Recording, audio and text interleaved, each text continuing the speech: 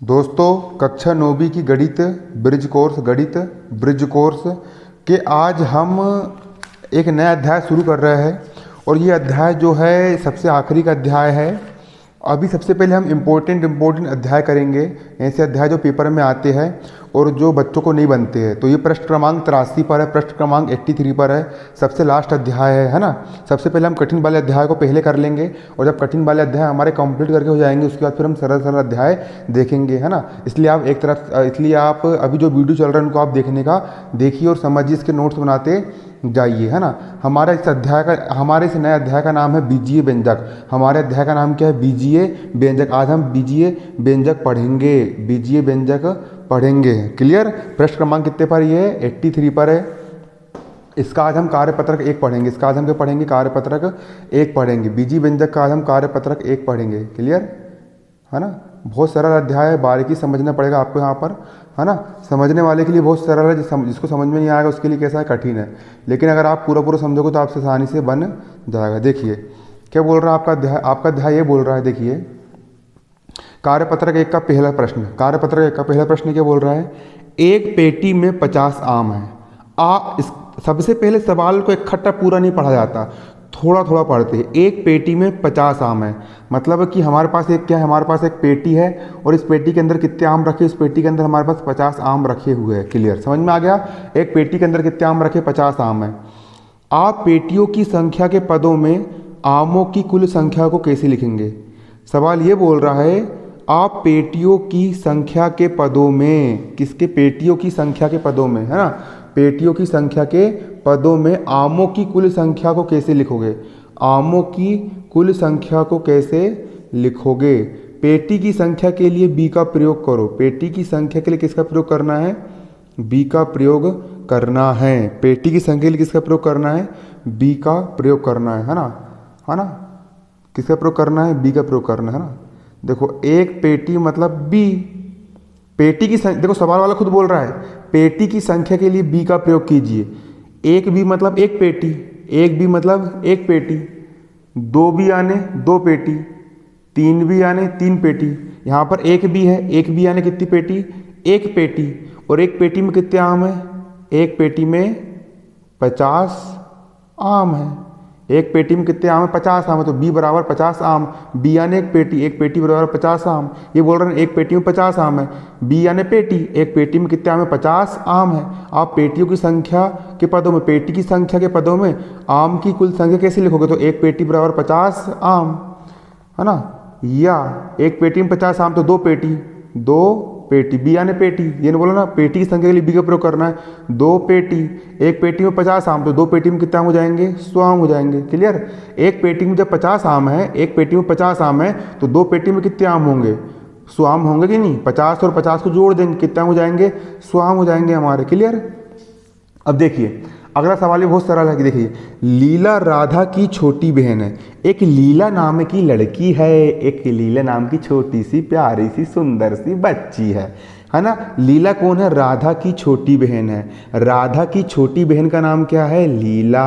अरे राधा की छोटी बहन का नाम क्या है? लीला। तुम्हारे छोटी बहन का नाम क्या है? कमेंट करो। तुम्हारे छोटे भाई का नाम क्या है? कमेंट करो। उसी प्रकार लीला राधा की छोटी बहन है, मतलब लीला जो है वो राधा की छोटी बहन है। लीला जो है वो राधा की छोटी बहन है, मतलब लीला राधा की छोटी बहन है। लीला छोटी बहन है, बड़ी बहन राधा है ना। मतलब बड़ी राधा और लीला क्या है? छोटी है। क्लियर? लीला राधा की छोटी बहन है, मतलब राधा की छोटी बहन का नाम लीला है। लीला राधा से 4 वर्ष छोटी है। लीला जो है वो राधा से 4 साल छोटी है ना। मेरा छोटा भाई मेरे से 2 साल छोटा है। उसी प्रकार लीला जो है वो राधा से 4 साल छोटी है। क्या आप लीला की आयु राधा की आयु के पदों में लिख सकते हो? आपको लीला की आयु को राधा की आयु के पदों में लिखना है ना। राधा की आयु के लिए x का प्रयोग करो। राधा की आयु के लिए किसका प्रयोग करना है? x का प्रयोग करना है। राधा की आयु कितनी है? राधा की आयु x साल है। राधा की आयु हमको कितनी दी है? x वर्ष दी है। अगर एग्जाम्पल के लिए देखिए, उदाहरण के लिए आप समझिए, अगर राधा की आयु 20 साल है तो लीला की आयु कितनी हो जाएगी? लीला की आयु राधा की आयु से 4 साल, देखो लीला जो है वो राधा से 4 साल छोटी है। अगर राधा की आयु 20 साल है तो लीला कितनी हो जाएगी? 16 साल। क्यों होगी 16 साल? अगर देखो, अगर राधा की आयु कितने साल है, 20 साल है, तो छोटी बहन लीला की आयु कितने साल हो जाएगी, 16 साल। क्यों होगी, क्योंकि लीला की आयु राधा की आयु से 4 साल कम है। लीला जो है वो राधा से 4 वर्ष छोटी है, 4 साल छोटी है, इसलिए 16 में से 4 घटा देंगे तो 20 में से 4 घटाएंगे तो कितना आ गया, 16 आ गया। अगर लीला अगर राधा अगर अभी 10 साल की है तो उसकी छोटी बहन लीला कितने साल की हो जाएगी, 10 ऋण 4 बराबर 6 साल की हो जाएगी 6 साल की।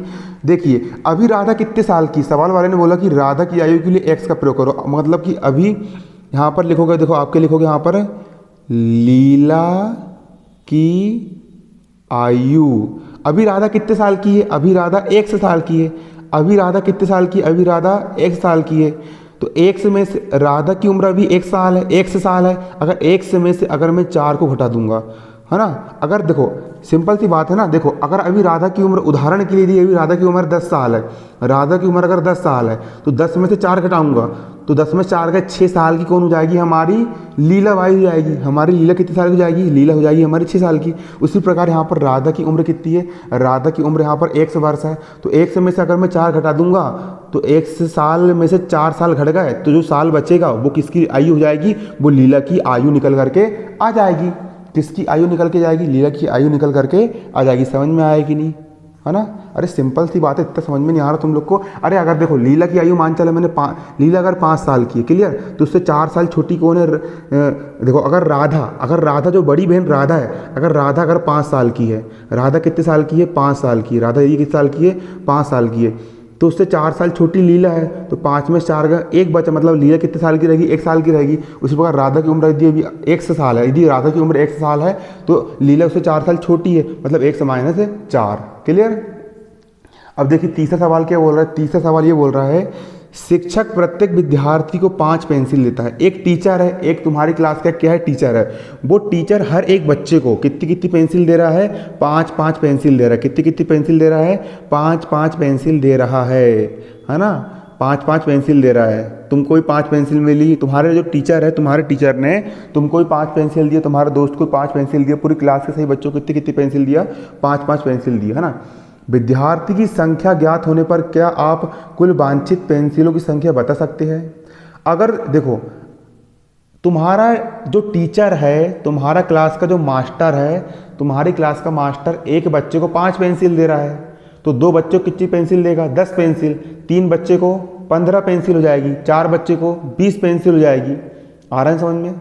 तुम्हारा जो क्लास का टीचर है, अगर तुम्हारी क्लास में 5 बच्चे तो कुल कितनी पेंसिल हो जाएगी, एक बच्चे की 5 पेंसिल, तो 2 बच्चे की 5 दूनी 10 पेंसिल, 3 बच्चे की 5 तिया 15 पेंसिल, 4 बच्चों की 5 20 पेंसिल और 5 बच्चे की 25 पेंसिल हो जाएगी। आ रहे हैं समझ में। तो क्या आप संख्या बता सकते हैं, है ना। विद्यार्थी की संख्या के लिए x का प्रयोग करो। विद्यार्थी के लिए संख्या किसका प्रयोग करना है, x का प्रयोग करना है। यहाँ पर क्या लिखोगे, यहाँ पर आप लिखोगे, देखो दिया है, क्या दिया है आपको दिया है, सवाल में क्या दिया, सवाल में दिया कक्षा में विद्यार्थी की संख्या, कक्षा में विद्यार्थी की संख्या कितनी है, x है।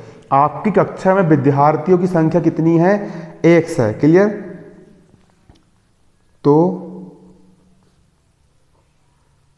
पेंसिलों की संख्या, पेंसिल की संख्या कैसे निकालोगे आप, देखो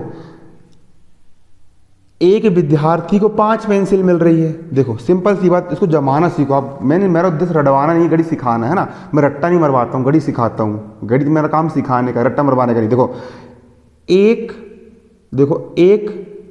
एक बच्चे को कितनी पेंसिल मिल रही है, 5 पेंसिल मिल रही है। अच्छे समझो, बारीकी से दिमाग के अंदर घुसना चाहिए।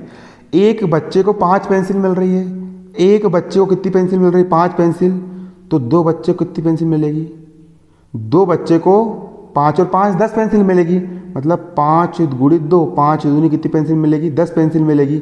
उसी प्रकार 3 बच्चे को कितनी पेंसिल मिलेगी, 3 बच्चे को 5 गुणित 3, 5 3 15 पेंसिल मिलेगी। 4 बच्चों को कितनी मिलेगी, 4 बच्चे को मिलेगी 5 गुणित 4, 5 20 पेंसिल मिलेगी ना। उसी प्रकार x बच्चे को कितनी मिलेगी, x बच्चे को 5 गुणित x पेंसिल मिलेगी। 4 बच्चे को 5 गुणित 4, 3 बच्चे को 5 गुणित 3, 2 बच्चे को 5 गुणित 2। तो उसी प्रकार x बच्चे को 5 गुणित x पेंसिल मिलेगी, है ना। क्लियर।